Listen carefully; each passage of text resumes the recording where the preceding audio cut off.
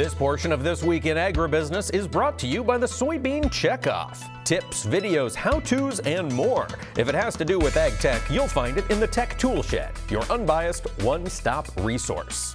And we're back talking soybeans with Carl Setzer from AgBIZ. Carl, looking back over this rally in the soybean market, soybean oil has been a huge contributor to it, and about 2 weeks ago or a week ago, that market really started to back off. Can you give us an update? What's going on in the soy oil market? Yeah, we really hit a wall in soy oil, and the immediate response was at the same time White House putting out some thoughts that maybe they'll scale back some renewable fuel policies.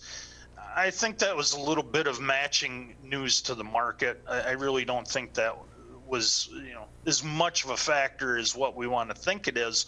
What was much more of a factor and an influence in what soybean oil did was you got to look at Malaysian palm oil.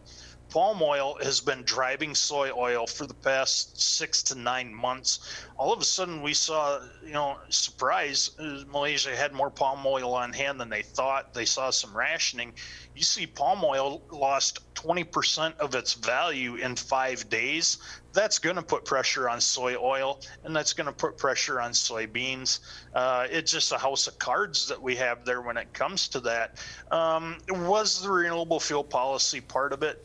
It's a little bit betting on the come. Yes, we could see some scaling back of some blender policies there, but really, you stop back and you look at it.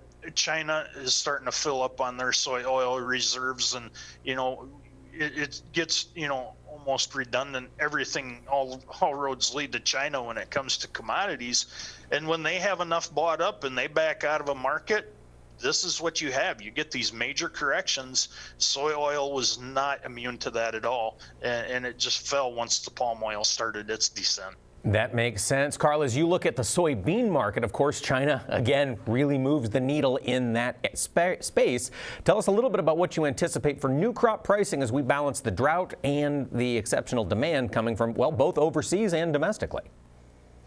And sitting there, and I go, again, Mike, I tell you, I go right to the stocks to use. Everything else, yes, it's a factor, but that's the bottom line.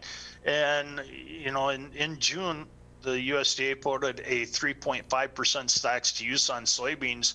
It carry out at 155 million bushels. But you look at what we're looking at for production, and all of a sudden now we're starting to see some questions. Maybe our acres are a little bit overly optimistic on some of these increases. There is a lot of room there to look at some downside potential to our production. But there again, the USDA, I think, is going to be pretty unwilling to cut carryout much more than they already have or print a lower number. And all of a sudden, you've got yourself into a rationing situation to put support underneath soybeans. I really think downside potential is limited in soybeans, especially the new crop. When you look at the inverse from old crop to new crop, you got to think your downside is limited. But don't underestimate them South American farmers to come in here and say, we're already looking at a huge crop down in Brazil. If they can make a few extra bucks and produce more acres down there, don't be surprised if that takes place. Carl, we got to talk about the cattle market. It looked like it was turning a corner this past week. Then the retail market, wholesale market started to fall apart. Where do you see cattle going in the short term? Yeah, I'm pretty optimistic on the cattle futures. Looks like we're going to work maybe a little bit higher here, and we're above some moving averages. So I think we're going to have a tough time posting huge gains in the futures. But there again, in cattle, we got to look at the cash side. Box beef have really fallen apart, and that's starting to put some pressure onto it. A big division taking place in that cattle market. Like I said, downside, I think we're limited, but grilling demand starting to get bought up for the summer months, and that's where all eyes are right now, Mike. All eyes on it. That's Carl Setzer from AgBIZ.